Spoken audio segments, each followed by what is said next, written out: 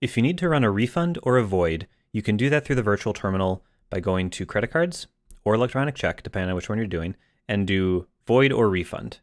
In either case, you're going to be taken to a page that asks you for a transaction ID. You can either paste this in here, and it's going to be the same on the capture page, or you can search.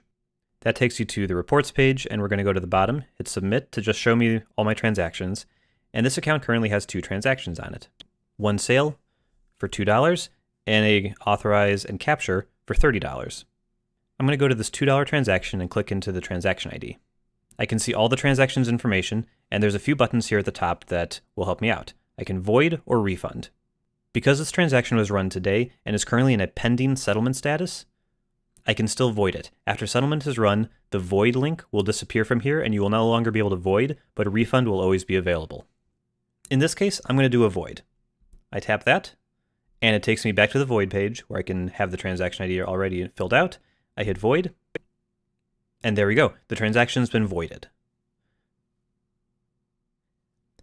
When I go back to my reports, I can see a void action is now associated with this transaction, and the status is canceled. If I go back into this transaction ID, you can see the options to void and refund are gone because this transaction has already been voided and no further actions can be taken. Now let's look at a refund. I've got an authorization and capture. When I go into the transaction, I have those same 2 options, but I'm going to run a refund this time. On a refund, it'll automatically fill out the transaction ID, and I also have the amount here. So while a void will always get rid of the entire amount of the transaction and essentially attempt to erase the transaction from happening, a refund is a second transaction that your customer will see.